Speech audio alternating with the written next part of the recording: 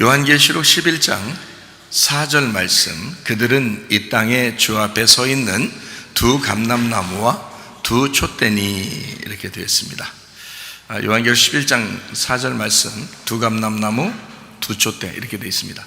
두 감람나무가 두 개라겠어요? 하나라겠어요? 하나예요. 두 촛대 등잔대죠. 두 등잔대는 하나예요? 두 개예요? 하나예요. 그러니까 둘이라고 하는 것은 둘로 보면 안 되고 하나로 보라 그랬죠, 그죠? 성경에서. 그러면 이제 하나로 보면 생명나무가 되는 거고요, 둘로 보면은 선악과가 되는 겁니다. 그러니까 둘로 나누어져 있으면 선악과, 오른쪽 왼쪽. 그런데 두 개가 이제 하나가 되면 이제 하나 이렇게 뭉쳐지는 거죠. 생명됐단 말이에요. 남자 여자가 남편과 아내가 돼서 둘이 이렇게 나누어지면 선악과예요. 그러니까 집에서 남편과 아내가 둘이 나누어져서 살면 선악과로 살 수밖에 없어요. 그런 사람들은 꼭 싸워. 그러니까 둘이 한 몸을 이룰지니라, 이러면 생명나무로 사는 거예요. 그게 진짜예요. 이게 성경이라고. 그러니까 그걸 생명나무라. 그러니까 그 가정을 선악과로 꾸릴 것이냐 아니면 생명나무로 꾸릴 것이냐 하는 것은 여러분에게 달려있는 거예요. 나무 두 개가 있는데 선악과를 먹을 수도 있고 생명나무를 먹고 살 수도 있는 거예요. 근데 가정이 생명나무를 먹고 살아야지, 그렇죠? 그러니까 남편과 아내가 둘이 하나가 되면 생명나무가 되는 거예요. 둘이 남편은 남편, 아내는 아내, 이렇게 되면 그러면 이제 선악과가 되는 거예요. 틀림없이 네가 잘났네, 내가 잘났네 이러고요, 분명히 네가 틀렸다, 나는 옳다, 이렇게 분명히 얘기를 하게 돼 있어요. 그는 선악과가 되는 것입니다. 그러니까 뭐 옳고 그런 게 어디 있어요? 선악이 어디 있어요? 다 생명으로 하나가 돼야 되죠, 그죠? 그러니까 교회도 하나가 돼야 되고 가정도 하나가 돼야 되고, 그러니까 둘은 하나가 돼야 된다. 두 감람나무라고 돼 있고요, 그리고 이제 두 등잔대라고 이렇게 돼 있으니까 이게 이제 어디에 나오는 거냐면 이게 뜰 성소, 지성소에서 성막, 이제 성소에 이렇게 나오는 이야기예요. 그러니까 등잔대가 그 성막을 비추는 거죠, 그죠? 유일하게 비추는 것이 등잔대입니다. 그리고 이제 거기에 기름은 어떤 기름을 써요? 감람유를 쓰게 돼 있어요. 반드시 다른 기름을 쓰면 안 됩니다. 반드시 감람유로 쓰게 돼 있어요. 그러니까 뭔가 감람나무도 특징이 있고 또 등잔대에도 특징이 있는 거예요, 그죠? 왜냐하면 등잔대는 꼭 필요한 게 감람나무고, 그죠? 감람나무에서 기름이 나와야지 그걸로 등잔대 불을 켤 수 있으니까 감람나무가 꼭 필요해서 등잔대는 감람나무만 나타나면 안아주는 거예요. 그렇겠죠? 그러면 이제 감람유는 하나님의 성소에다 예배를 드릴 때 등잔대를 켜야 되니까 그것만큼 거룩하게 쓰이는 게 없겠죠? 그래서 감람나무는 등잔대만 나타나면 안아주는 거예요, 둘이. 그래서 둘이 하나가 되는 거예요. 그래서 두 감람나무 두 개인데 그게 하나고, 두 등잔대인데 그것도 두 개가 아니라 하나인데, 이 둘이 서로 안아주기 때문에 감람나무하고 등잔대가 하나란 말이에요. 이렇게. 그러니까 다 같이 하나네, 그죠? 그렇게. 그러니까 두 감람나무는 이제 두 증인을 얘기하는 거거든요, 성경에. 두 증인. 그래서 두 증인은 진짜 두 명을 얘기하려고 하는 게 아니고 둘이 돼야 증인이 된다, 이렇게 되는 거예요. 둘이 증인. 왜냐하면 하나님이 아브라함을 증인 삼아가지고 소돔과 고모라 멸망시키러 간다라고 증인을 찾았다고 그랬죠. 그래서 아브라함하고 하나님하고 둘이 증인이 되는 거예요. 그래서 아브라함이라는 증인을 찾아서 이제 나중에 변호해달라는 거죠. 심판했을 때. 노아 때는 노아가 증인인 거죠. 하나님이 노아를 불러서 내가 멸망시킬 거야 라고 누군가에게는 얘기해 주는 거예요. 그 누군가가 노아였던 거죠. 그러니까 노아하고 하나님하고 둘이 증인이 된 거죠. 그렇죠? 하나님하고 아브라함하고 증인이 된 거고요. 이렇게. 그래서 둘씩 이렇게 나타나게 돼 있어요. 둘을 증인의 숫자다, 이렇게 돼요. 꼭 두 명씩 나가서 전도해야지 잘 된다, 그런 의미가 아니에요. 성경의 그 윤곽이라고요, 이게. 울타리, 윤곽. 그래서 두 명이 증인이 된다, 이렇게 되어 있습니다. 자, 예수님이 이 땅에 오셨을 때는 아무도 몰랐어요, 그죠? 예수님이 이 땅에 내려왔을 때는. 그러면 누가 알았을까요? 하나님 아버지가 보낸 거예요. 그러니까 하나님하고 예수님이 두 증인인 거예요. 그러니까 예수님이 이 땅에 오셨을 때는 하나님으로부터 오셨으니까 예수님은 자기의 증인이 하나님인 거예요. 그렇죠? 그러면 예수님은 누구를 증거하러 왔어요? 하나님을 증거하러 왔죠. 그러니까 예수님은 또 하나님의 증인인 거예요. 그러니까 하나님의 증인으로 예수님이 이 땅에 오신 거고, 하나님은 예수님의 증인이 되신 거고요. 그렇죠? 그러니까 이 땅에 내려오신 예수님, 이렇게 되는 거죠. 그러니까 두 감람나무 두 등잔대, 요게요, 요한계시록에서는 사실 이게 딱 중간에 나와 있는 내용이에요. 그죠? 요한계시록 11장에 나와 있는 거니까 딱 중간에 있는 내용이거든요. 이게 두 감람나무 두 등잔대에 대한 이야기예요. 그러니까 성경에 아주 핵심과 같은 그런 얘기가 되겠습니다. 그러니까 둘이 이제 등잔대하고 감람나무하고는 아주 뭐 하나가 돼야 된다, 서로 안아줘야 된다, 이렇게 됐죠. 예수님이 이 땅에 계셨을 때 주로 기도를 어디서 했나요? 감람산에 가서 주로 기도합니다. 그 감람산 안에 이제 그 감람 기름을 짜는 그 장소, 방앗간이 있다 그랬죠. 그거를 겟세마네라 그렇게 말하는 거예요. 그러니까 감람산 안에 겟세마네예요. 그러니까 겟세마네 동산이라 그러죠. 겟세마네 산이라고 안 하잖아요. 겟세마네 동산이라 그러죠. 이게 감람산이 이렇게 있는데 그 안에 겟세마네 동산이 있는 거예요. 그 말은 방앗간이 거기에 있었던 거예요. 그래서 겟세마네 동산, 거기서 주로 이제 예수님이 기도하셨다. 이제 감람산에서 기도하셨다. 왜 감람산을 주로 그래서 예수님이 휴식할 때도 안식할 때도 늘 감람산을 자주 가셔요. 그 감람산을 이렇게 가보니까, 감람산에서 이렇게 보니까요, 밑에 예루살렘이 다 보여요. 예루살렘이 다 보이는 곳이 감람산입니다. 감람산에 이렇게 딱 서 있으면 밑에가 여기 딱 예루살렘이 전체가 다 보여요. 그러니까 예수님은 감람산에 주로 가시면서 어디를 보려고 감람산에 갔었을까? 예루살렘입니다. 예루살렘을 이제 위에서, 산에서 예수님이, 하나님이 자기 그 하나님 마음으로 날개로 이렇게 품듯이 그렇게 보고 있는 거예요. 그게 이제 주님의 마음인 거죠. 그래서 감람산에 주로 가셔서 기도하시고, 쉬실 때도 거기서 쉬시고, 그렇게 하셨던 겁니다. 자, 승천도 어디서 해요? 승천도 감람산에서 하십니다. 그럼 이제 어떤 사람은 뭐 감람산에서 가신 그대로 오신다니까 감람산으로 오신다고 그렇게 얘기하는 사람이 있는데요. 그 예루살렘을 품고 있는 그 주님이 이 땅에 이렇게 오실 때 어디로 먼저 오시냐면 우리한테 먼저 오셔요. 우리들 안에 먼저 오신다. 그게 성령님이에요. 성령님으로 먼저 오시죠. 그러니까 주님이 부활 승천하시면 나와 똑같은 보혜사를 보낼 것이다. 이게 성령님이죠. 그 성령님이 다 우리 각자에게 다 들어오는 거예요. 이게 감람산에 다시 오신 주님이에요, 이 말이. 그리고 이제 어느 날 또 재림하시겠다. 그건 이제 우리가 기다리는 거고요. 우리 마음속에 먼저 주님을 이제 모셔야 되고, 주님이 우리에게 오셔야 된다. 이렇게 가신 그대로 오셔야 된다, 이렇게 되죠. 주님이 떠나가시잖아요. 그리고 다시 오신다, 이렇게 되잖아요. 우리로부터 떠나갔다가 우리에게 다시 오신다, 이렇게 되는 거죠. 그게 먼저고, 그리고 전체적으로, 전 세계적으로는 주님이 이제 하늘나라에 올라가서 의롭게, 원래 그 자리에 계셨던 분이니까 자기 자리로 돌아가셨다, 의롭다. 그 다음에 이제 재림하신다, 이렇게 보는 게 이제 전 세계적인 얘기고요. 우리한테 보는 얘기는 우리로부터 떠났다가 우리에게 다시 돌아오시는데 성령님으로 오신다, 이제 이런 얘기를 하는 것입니다. 자, 이제 감람산, 감람기름, 뭐 감람나무, 이게, 그러니까 그 감람이라는 게 얼마나 중요하겠어요. 그죠? 성경의 감람나무, 그러니까 참 감람나무, 뭐 이런 얘기를 하는 거죠. 참 감람나무. 로마서 11장을 한번 보겠습니다. 로마서 11장 17절을 보겠어요. 또한 가지 얼마가 꺾이었는데 돌 감람나무인 네가 그들 중에 접붙임이 되어 참 감람나무 뿌리의 진액을 함께 받는 자가 되었은즉, 이렇게 돼 있어요. 그러니까 돌감람나무는 누군 거예요? 그러니까 돌감람나무는 우리인 거죠. 돌감람나무가 이제 우리 이방인들이고요. 그리고 참 감람나무의 뿌리의 진액을 함께 받는 자가 되었다, 이렇게 돼 있어요. 그러니까 이 원래 참 감람나무는 유대인으로 오신 예수님을 말하는 거고, 그리고 이제 유대인들이 하나님의 백성이다, 이렇게 되는 거죠. 돌감람나무는 하나님의 백성이 아닌 이방인들을 얘기하는 거고요. 그러니까 우리들은 사실 돌감람나무였죠. 씨가 없어요. 돌감나무에 돌감람나무의 특징은 씨가 없는 거예요. 씨가 없는. 그래서 돌감람나무다. 이렇게 열매 없는 나무다.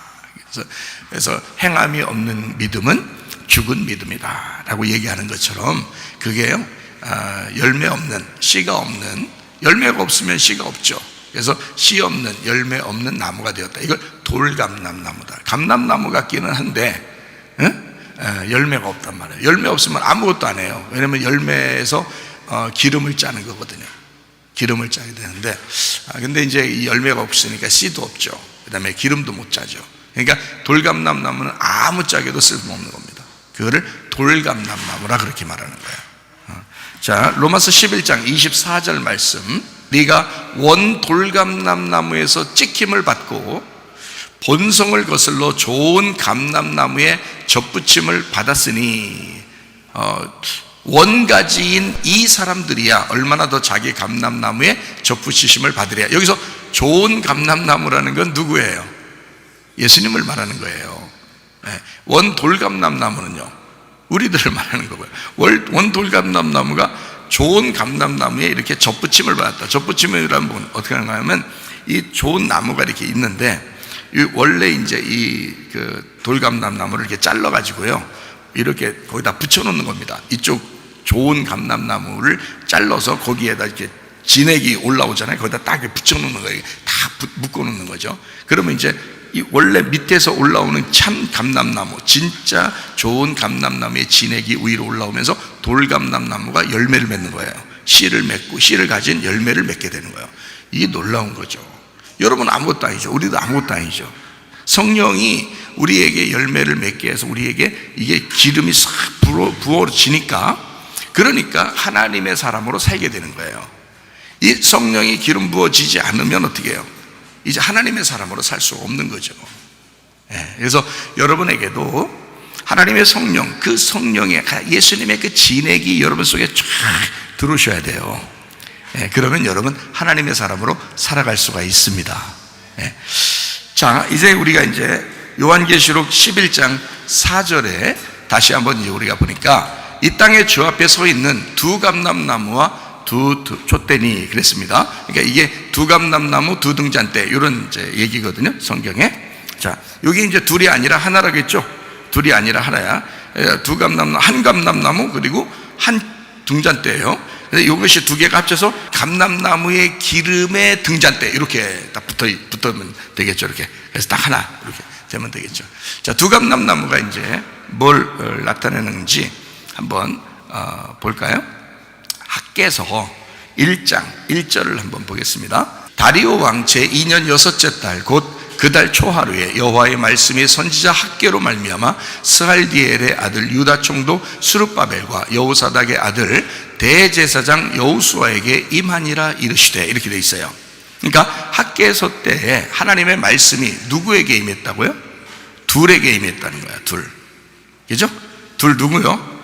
스알디엘의 아들 유다 총독 스룹바벨, 그리고 여호사닥의 아들 대제사장 여호수아, 이렇게 둘에게 임했다. 이런 이야기가 나와요. 그죠?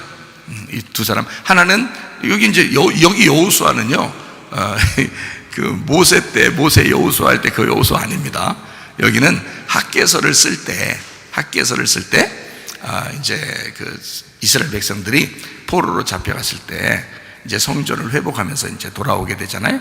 그때 이제 있는 선지자, 그러니까 제사장이요 선지자인 여호수아를 얘기하는 겁니다. 그러니까 거기에 스룹바벨이라고 하는 사람은 왕이고 여호수아는 대제사장인 거예요. 그러니까 왕하고 제사장이 같이 있는 거죠. 여기 지금. 그러니까 왕도 기름 부음을 받죠. 제사장도 기름 부음을 받습니다. 그죠? 둘이 기름 부음 받았는데 하나는 왕이고 하나는 제사장이에요. 그 둘이 이제 하나가 되는 거예요. 그렇죠? 예. 자, 학개서 1장 8절. 너희는 산에 올라가 나무를 가져다가 성전을 건축하라. 그리하면 내가 그것으로 말미암아 기뻐하고 또 영광을 얻으리라. 여호와가 말했느니라. 자, 학개서는 아주 짧은 책이에요. 근데 그 중에 굉장히 핵심적인 내용이 들어있어요. 그게 1장 8절입니다. 네, 나무를 가져다가 이제 성전을 건축하라 이렇게 되어 있거든요. 그러니까 성전을 건축하라라는 것은 하나님이 하신다는 얘기고, 나무를 가져가서 죽는 것은 우리가 가져가서 죽어야 되는 거고요. 그러니까 우리가 나무를 가지고 십자가를 산에 지게 되면, 그러면 너로부터 새 성전이 이루어진다. 예수님이 십자가를 지고 산에 올라가 죽으시니까 어떻게 해요? 예수님으로부터 새 교회가 생겨나죠. 예수님의 몸된 교회가, 예수님의 몸된 성전이 생겨나는 거예요. 그게 이 말씀이에요. 이게 이미 이제 구약에 다 이미 써 있는 그런 말씀이죠. 자, 2장 2절을 보겠습니다. 너는 스알데엘의 아들 유다 총독 스룹바벨과 여호사닥의 아들 대제사장 여호사와 남은 백성에게 말하여 이르라. 이게 두 명 또 얘기하죠, 그죠? 스룹바벨하고 여호수아하고. 2장 8절 9절 은도 내 것이요 금도 내 것이라 만군의 여호와의 말이니라. 좋은 말이죠 이거. 여러분 기도할 때 가끔 그런 기도 하고 싶죠? 은도 내 것이요 금도 내 것이라. 아유 하나님, 다 하나님 거라면서요, 좀 우리한테 좀 주세요. 이렇게 하고 싶은 얘기가 여기 나와 있어요. 여기에 하나님 거래요. 그러니까 어느 날 다 달라고 하세요. 어느 날 다 달라고 하세요. 근데 이 땅에서 주면은 그 뭐 쓰려고 그래요? 그거 가지면 하늘나라 올라가서 달라고 그래요. 하늘나라 올라간 은도 금도 하나님 건데, 그 은은 구원을 말하는 거고요, 금은 신성함을 얘기하는, 거룩함을 얘기하는 겁니다. 그러니까 은은 구원을 받는 걸 얘기하고, 금은 신성한 거룩함을 얘기해요. 그래서 거룩한, 신성한 거룩한 구원을 얘기하는 거예요. 그래서 은과 금을 얘기하는 거거든요. 근데 이 땅의 사람들은 다 이 땅에 달라고 그러지. 사실은 하늘나라에서 받아야지. 이 땅에 받으면 그거 가지고 참 쓰기 힘들죠. 그거 가지고 뭐 어떻게 할 거예요 도대체가. 그래서 참 이 말이 좋은 말이지만, 땅에서 생각하는 사람들은 하나님한테 기도할 때 그런 얘기를 꼭 한다. 돈 좀 주세요 이러려고 저걸 붙들고 기도한다고, 또 말씀 붙들고 기도하면 또 응답된다고 누가 그래가지고 말씀 붙들고 또 저렇게 저걸 붙들고 기도한다고. 근데 사실 그게 아니에요. 그게 아니고 이 땅보다 하늘나라를 사모해야 돼요. 새 성전을 얘기하는 겁니다. 새 성전. 학개서 2장 9절 이 성전의 나중 영광이 이전 영광보다 크리라. 만군의 여호와의 말이니라. 내가 이곳에 평강을 주리라. 만군의 여호와의 말이니라. 자, 무슨 말이에요? 성전이 옛날에 세운 거하고 새로 세우는 거하고 어떤 게 더 영광스럽다는 거예요? 새로 세우는 게 영광스럽다는 거야. 그러면 여러분도 성전을 어떻게 해야 돼? 새 성전을 세워야 되겠죠? 여러분 마음이 새로운 마음이 돼야 되겠죠? 여러분 사람이 새로운 사람이 돼야 되겠죠? 그래요. 그러면 새 사람이 되고 새 마음이 되고 새 성전이 되면 그 영광이 예전보다 더 클 것이다 이렇게 되는 거예요. 예전보다 하나님이 영광을 크게 만들, 그리고 이곳에 평강을 주리라. 평강은 어떻게, 어디 있어야 돼요? 평강 어디 있어야 돼요? 마음에 있는 거죠. 우리 마음에 있어야지. 평강은 우리 마음에 있어야 되는 거예요. 그죠? 평안함, 완전함, 그리고 연합됨, 이것이 우리 마음에 있어야 되는 거예요. 마음이 망가지면, 마음이 뭉개져 버리면요 아무 소용없어요.